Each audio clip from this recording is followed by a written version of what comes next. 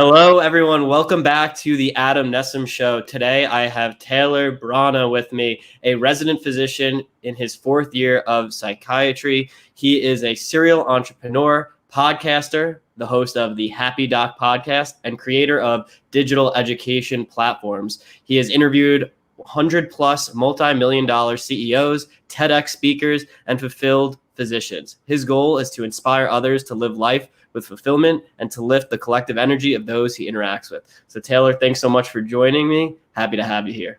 Adam, thank you so much. And that was an awesome intro. Appreciate it. Thank you. I've been working on my podcast intro chops. Not up to your standards yet, but we're getting there. Awesome. So thanks again for joining me. Also, for the listeners, Taylor and I do some cool work together in the education space. So I'm sure we'll get into that a little bit. But before we get into that, Taylor, can you just tell me about your journey throughout medicine and how you decided to start the Happy Doc podcast and just a little bit about that process? Yeah, I mean, it's like kind of a long journey, but essentially for me, how it all started is since I was like a little kid, I got put into a bunch of sports, but I actually did gymnastics. And I competed in gymnastics since I was like 6 years old. I did a lot of sports. And the big thing as I kind of got older was I realized how important it was to be healthy, and really important to focus on like good nutrition, how to exercise properly, how to recover properly. So as I got older and I went through high school and I actually competed in college as well, I started to learn the real importance of reading about, knowledge and learning new stuff and looking at the latest data. And so I really got into like sports medicine and kinesiology and the study of movement. And so that ultimately evolved into my overall interest in health. And so I kind of navigated towards health as a way for me to optimize myself, right? And through that process, obviously science, understanding biology, understanding human systems kind of went hand in hand. I really didn't know 100% what I wanted to do in college. I thought I was probably going to go into physical therapy, right? Because again, I'm learning all about the body. I'm learning about movement. I'm learning about muscles and all those things. But I took the pre-med prereqs and then I took the MCAT, of course. And I know you do a lot of teaching around the MCAT, and I did pretty well. Not like crazy well, but I did well enough. And I was like, you know what, let's try med school. And I thought it would be something that ultimately, I think there's a lot of ways you can influence and help people. But as a physician, you're the leader, right? And society, or whatever we want to call it, has decided that a physician really is they're one of the main leaders of health. And I thought that would be such a really great thing to do. And it's absolutely true. It's been a crazy tough path. But then I went to medical school and went through that process. Now, the Happy Doc podcast is kind of fast forwarding a little bit. Now I'm in medical school, and I hit a point where essentially I started really hating my life. Med school's super hard. There's definitely better ways of doing it than others. And I feel like I was kind of crashing and burning mentally, and I was pretty exhausted. And so I had to really find a way to navigate that process. And I really did not feel like my future as a physician was going to be a happy one. And it kind of came to a head during step one. I just finished step one. I was exhausted, isolated. I went to my first clinical rotation, and the internal medicine doctor I worked with, she was working like a 7 on, 7 off schedule. And I asked her, I was like, what gets you excited about medicine? And she was like, I'm excited for my 7 days off. So I'm like this young student, right? And I'm like bright-eyed. I'm like looking forward to rotations. And the first doctor I work with is literally burnt out and telling me how much she hates her life, basically, right? So I didn't want to fall into that. And I was reading all these articles about burnout, exhaustion, depression in medicine. And I really didn't want to do that. And I wanted to, build a life where I was going to be a happy doc, right? And that was kind of like the concept.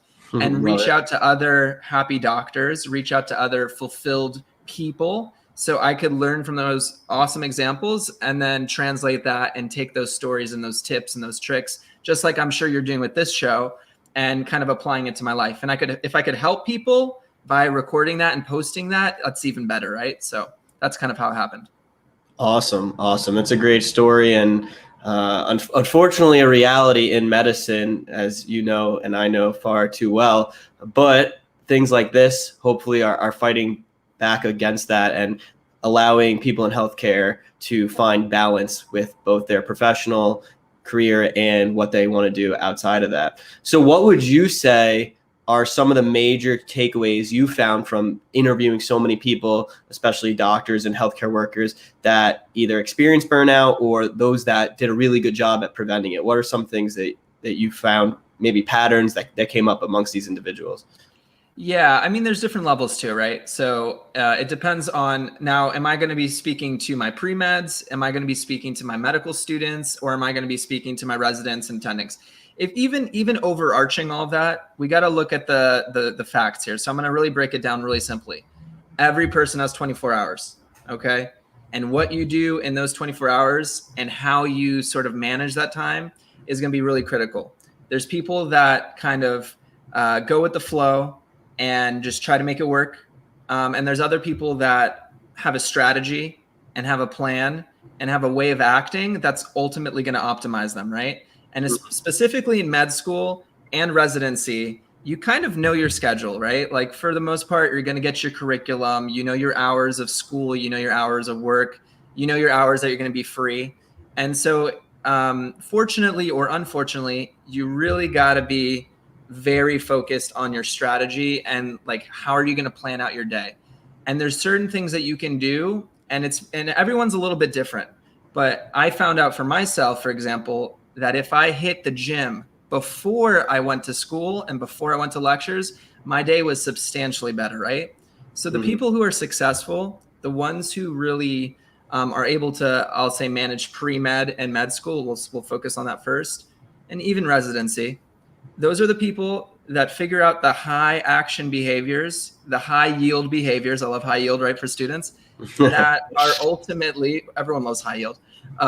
Say those two magic words and that's it. I know, right? So you have to find out for you what your high yield actions are that will ultimately lift your energy. And by lifting your energy, it will smooth out the rest of the day. For me, 100%, a workout in the morning just changed the entire flow of the day, right?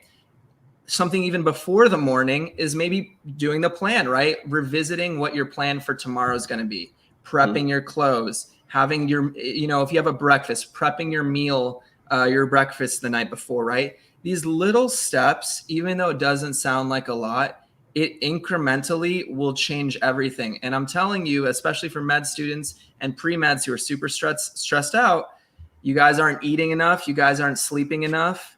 You guys aren't drinking enough water. You guys you're so stuck in your head about trying to pass this exam. You're forgetting the basics. And the basics, plan the basics first, get those primary things out of the way and do it right. Plan those things, have that strategy in place, execute it, and everything will fall into place. And that's also true for residents and attendings. But as you go through the process, you're actually gonna have a little bit more free time. And so that becomes less critical. But I would say that's one really huge tip.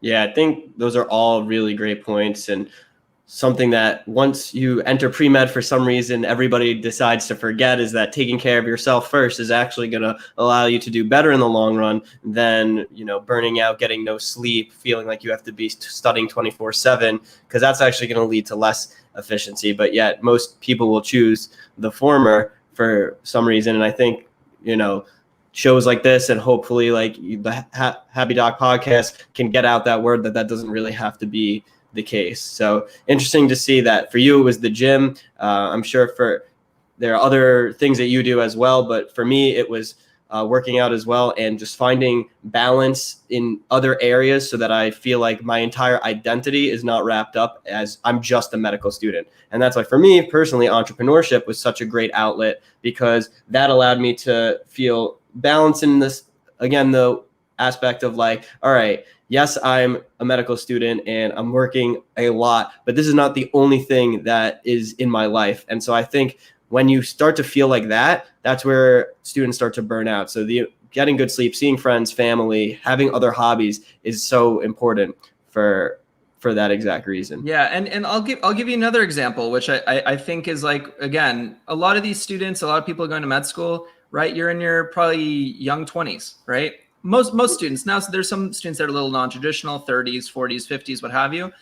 But like, look, we're all social beings. And if you're more extroverted or you need that extroverted time, a lot of people were staying in and studying all the time. But quite honestly, if I had one night where I went out with my friends and just had a great time and had a great night, sometimes that like substantially improved my energy. I had like that social time, and then I went back and like I hit the next day hard with studying. Or, obviously sometimes you need a little recovery, but like, eventually though, but like that social time is so critical too. I think if you kind of have this like all or nothing mentality, and again, just the whole self-care aspect is absolutely key for pre-med and med school. And it's going to look a little different for you. It's going to look a little different for me, but you have to have that list. And it's, again, really critical. For some people, like it's yoga, right? For some people, it's music. For some people, it's working out. You have to figure out that list, the top 5 things I need to hit for me that are going to increase my energy, that are going to make me feel good. And you're not going to be able to hit 10. You're not going to be able to hit 10. You don't have enough time, but you got to have your top 5 at least, right? You have to have those things that you're just hitting that are going to make you a human, maintain your humanity. It's a time that you're strapped, but it's so important. Yeah, that makes sense. And I think for me, when you say like hit your top 5, that makes me think of getting into a good routine. When I get out of my routines, that's when I start to feel bad. I feel like I'm in a slump. And then once I get right back into it, and whether for me, it's waking up early, getting a workout in, or usually I'll study a little bit, then get that workout in, having time for playing basketball or going to, well, I guess if I worked out early, then I'd be not working out in the afternoon, but like playing basketball, hanging out with friends, whatever it is. I need that kind of routine so that I feel like I'm very intentional with my time, I guess I'd say. Yeah. So awesome. So I wanted to switch topics for a second because I know you started with the Hapadoc podcast, and then you branched off into online education, and we work together, obviously, on MedFlashGo. So can you describe a little bit what the FlashGo empire that you're building is and how you kind of found that or fell into it or just started it? Yeah, absolutely. So basically, the entire process of medical school is really tough. So that's kind of where the whole thing happens. So the idea of the Happy Doc and its primary thing, like the whole part of it, is this idea of let's listen to awesome conversations of amazing physicians, fulfilled, entrepreneurs, different people, get these different ideas so that we can help medical students, so that we can help our residents and understand how we can find more fulfillment and happiness, right? So it was an idea. One thing we noticed specifically is there's a huge portion of burnout that's happening in medical school and a huge portion of burnout that's happening even in pre-med because these students are so stressed because the resources are there. Definitely. There's plenty of resources, but we wanted to find and create a resource that would be helpful and be quick and efficient at the same time, allowing students to be able to, like, for example, go for a workout, go for a run, take care of themselves, but also simultaneously learn in a really streamlined and simple way. And a lot of these resources we see are very long form content, and it's not very bite-sized. So the idea was, and especially because we're in the podcast space, initially what happened was my business partner, Neil, was doing, he was using his Amazon, I'll say Lexi, but the Alexa. And he was using that, and he was doing state capitals with his son.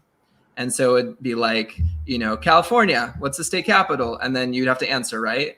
And he was like, wait a second, you could do this for medical questions, right?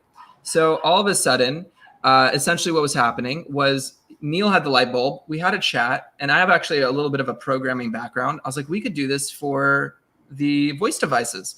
So the concept is really simple. Initially how it started was you receive a question, right? And then you have to respond with either it's multiple choice A, B, C, or D, or you'd have to respond with the answer to the question, right? Like a patient walks into your ER complaining of chest pain. What is the most highly concerning diagnosis that you want to look for first, right?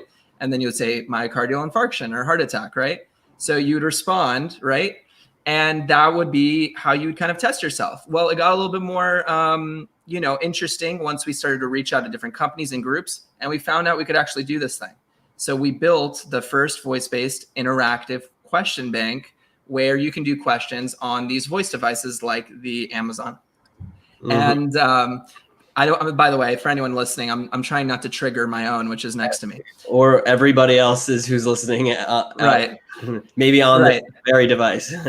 So we started there, and we actually have like a huge Q bank for MedFlashGo, which is our like pilot group, where MedFlashGo is medical flashcards on the go.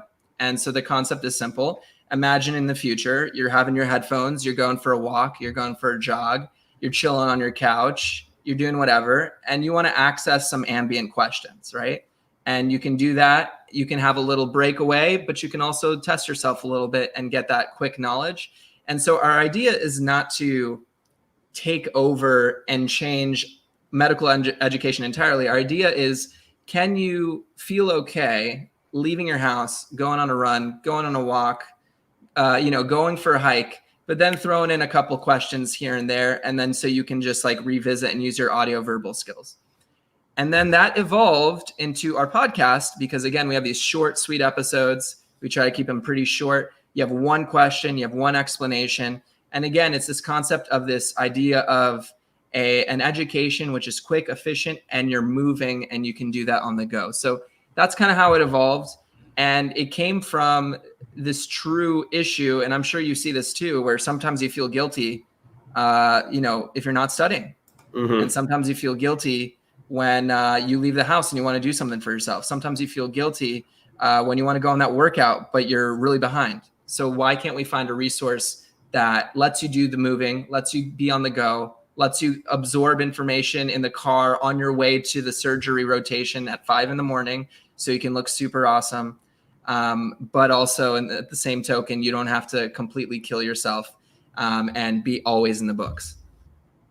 Yeah, I mean, I think obviously I'm biased, and I think it's a great idea because we partnered together to work on the MCAT version of this. But it's actually funny and was very serendipitous when we kind of connected because I was thinking very similarly about a potential skill for a voice device that could be made that kind of does a very similar thing. And a lot of what I teach in my program with students is very active study strategies. So even though this is very easy to use and it's quick and it's bite-sized information, it's not passive studying, especially when you're hearing a question and having to respond to that question and really think about it and synthesize it. You're getting very good in-depth studying done in short periods of time. And so I'm excited to see where this goes as technology continues to advance. And I think it would be a great supplement for students that are looking for alternative solutions. Because I know myself, when I go on a long car ride, I would look, all right, what's a long like YouTube video covering a topic or some sort of long form audio that I can play and just listen to. And while that's good, I think breaking down a question and being engaged, that's a lot more active and hopefully will not only be more fun for students, but allow them to learn the information even better. Yeah. And like Audible and all these other audio companies are so popular right now. And like, just imagine if you could crank out 10 to 20 questions in a 20-minute period or whatever on your way to work, right? Or on your way to your rotation. Or even it was like 5, right? You're heading over to surgery. Let's say you have a surgery rotation that starts like 5:30. You have to be over there at 5:30. Sometimes it's even earlier, right? And you leave at 5 a.m. You're driving over. You've listened to 5 questions about surgery. You get to the clinic, right?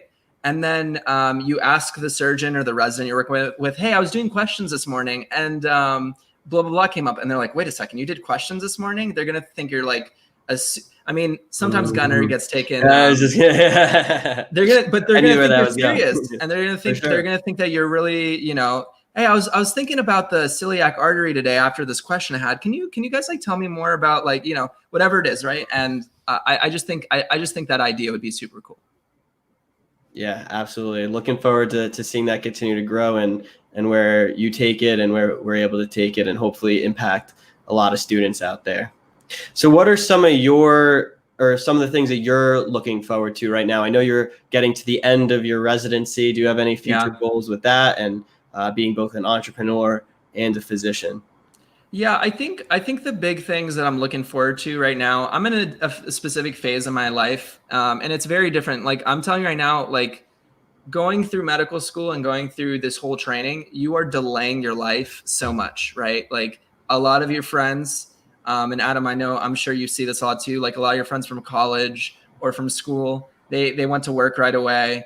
Maybe they're a little ahead of your time. Maybe they already started to put their down payment in their first home.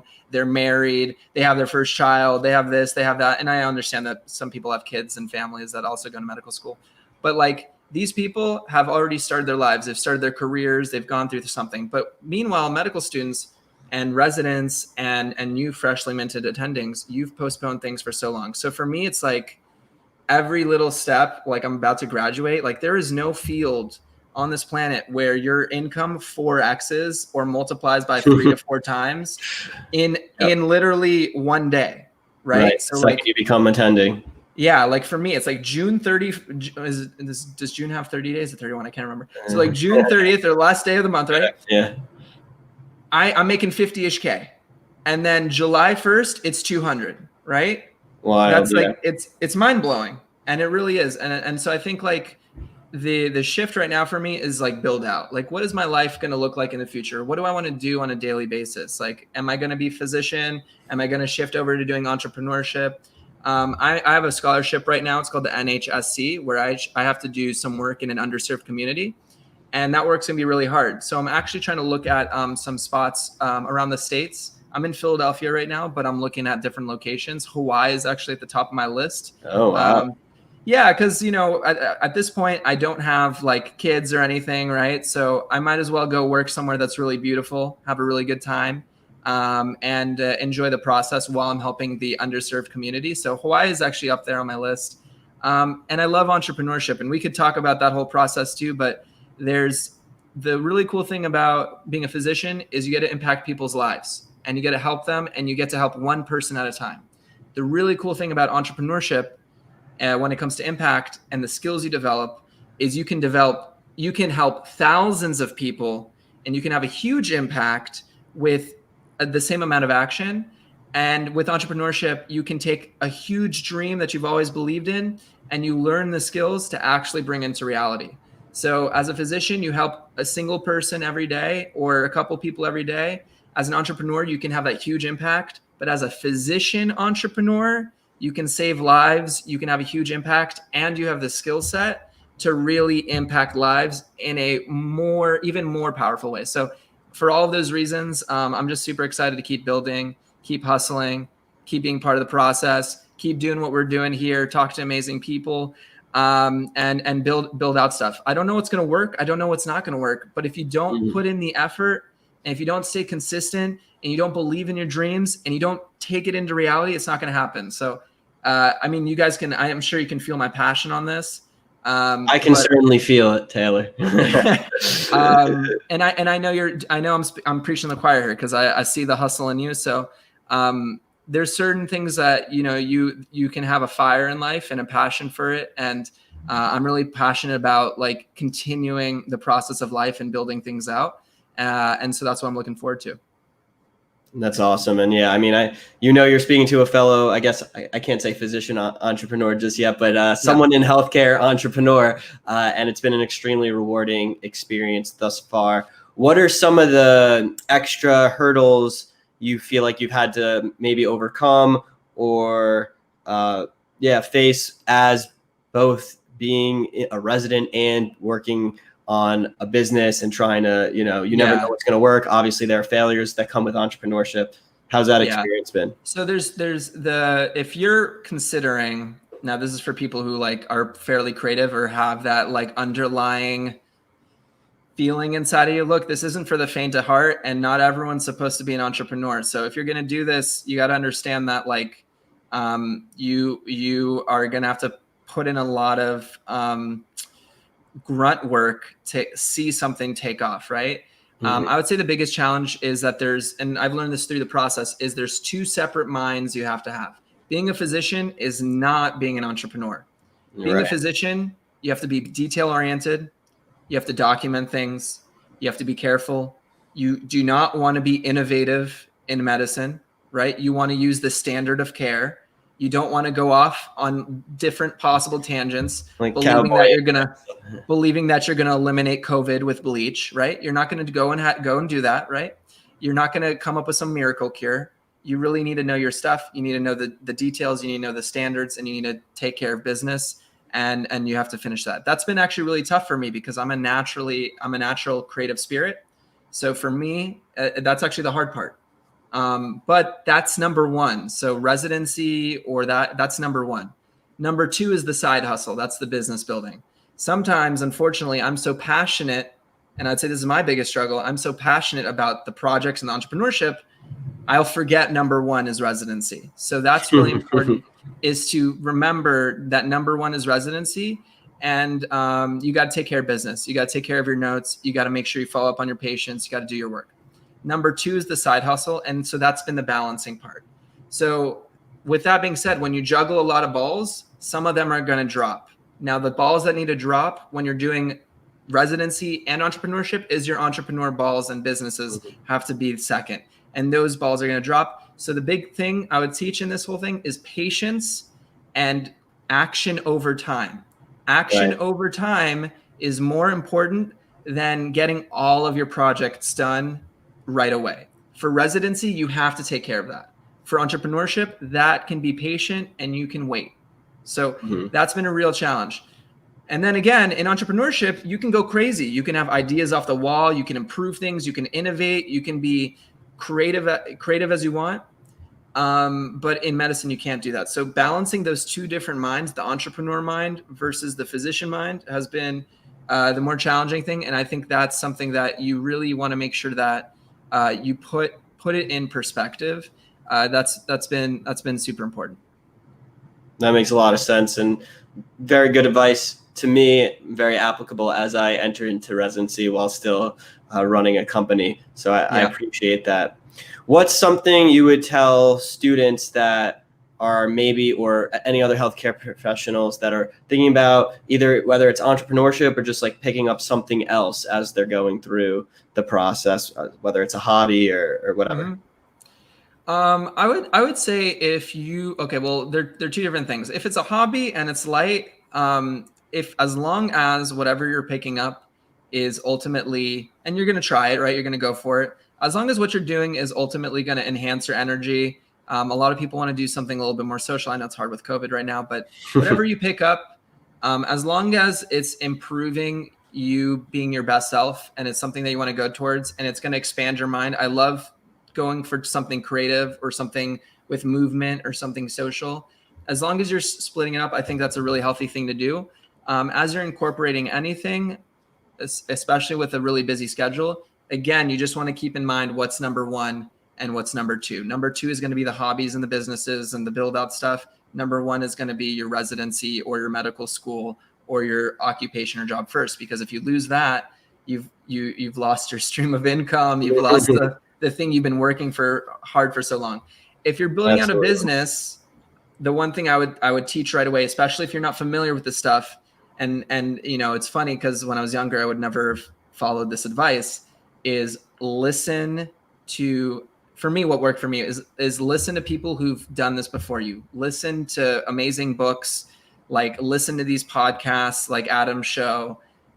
Find people who are ahead of you and have had similar ideas, or who are working on something that they're building that out. Like, talk to us. Like, if you want to reach out to us, find people that are ahead of you so that you can know the right steps, and so that you don't have to make those really dumb incremental mistakes that have already been solved. And having that mentorship piece, I would say, is absolutely important if you're going to build out a business and you're actually serious about it. If you're not serious about it, if you want to do a hobby, cool. But if you want to win and you want to do this right and you want to have the right process, you got to find people that have done this, because trust me, there are thousands of books worth of information that you do not have, that someone who's started their process and built their process is going to know through experience that you will never have. You would never become a doctor without your residency. You need to have that attending mentorship. You need to find that attending mentor, so to speak, for your business building. So I would say for a hobby, do what you want, have fun, as long as you know what your number one, number two is. But if you're going to go into business and build something out, find someone who knows what they're doing, because you can make a lot of mistakes, and it's better to get it right with the right mentor. Yeah, I think that's great advice. I was just going to say, like, mentorship is very big within healthcare, and it actually can cross over into the business world. Also, with that said, be careful who you take advice from, and use your own gut instinct of whether that's a person worth following. But I think usually if you look into someone's results and what they've actually done, and you're careful about it, you could see who's a good person to take advice from as you're going through that journey, and who's not. So I love what 100%. You just said. Awesome. One point, I would just expand on that. Like another big pitfall that a lot of people run into, especially and it doesn't even have to be business building. It could be your attending, right? Just because someone's ahead of you doesn't mean they actually know more, right? So look at their results. That's super important. And, with Adam, and I know you have your pre-med consultants, you wearing the sweatshirt right now, right? Always repping the merch. but the thing is like, with you, right? You have students that are getting results. They're not only passing the MCAT, but they're improving their scores, right? That's how you feel confident as a teacher and as a mentor that you can do something, right? Don't get caught up in someone's passion, because people can be passionate, but they have no idea what they're talking about. So when you're selecting, see that. Yeah. So when you're selecting a mentor, look at their track record, look at their actions, look at what they're actually doing. Are they putting things out? Do they build out businesses? Are they a great family physician with patients that love them, right? If you don't see that, if you're not seeing the reality, you can end up getting actually really hurt by the wrong mentor. So just a little caveat there. Yeah, absolutely. And also knowing that, like, everybody makes mistakes, even if it's a good mentor or someone you trust, that person's not going to be perfect, just like you're not going to be perfect. And so to understand that you also have to think for yourself, don't just follow blindly, but also be willing to learn from those that have done things that you haven't and have the experience that you don't. And I think that's helped me a ton. And if you can't get that firsthand, like you mentioned, there's now so much information out there, books, podcasts, YouTube videos that you could watch and learn on your own and self-educate. And that kind of brings us full circle back to FlashGo and what we're trying to do there with allowing students to be able to self-educate themselves. So yeah, that's just kind of my 2 cents on it. Yeah. Awesome. Well, thanks so much, Taylor. Really, really appreciate your time. Where can all our listeners find you? Yeah, so there's a couple of podcasts. You can look up The Happy Doc on any channel basically that you listen to podcasts. We also have all the FlashGos. So as of this recording, there's the MedFlashGo, SAT FlashGo for people who are studying for the SAT, MCAT FlashGo, and the INBDE podcast. That's for dental students taking the INBDE exam. So we're hitting lots of different areas. We're probably going to create more in the future, and we have some coming out soon. You can just search Taylor Brana on Facebook. You can send me a message. You can search Taylor Brana on Instagram, or our handles for the Happy Doc are Happy Doc Podcast. So there's lots of ways to reach out. I think that if you're truly interested in building out your life and you want to do something great, by all means, reach out to me, and you can always toss around some ideas. Awesome. Appreciate that. Definitely go give them a follow. Listen to the Happy Doc podcast. You won't be disappointed. Thanks so much, Taylor. Awesome, Adam. Well, thanks for having me.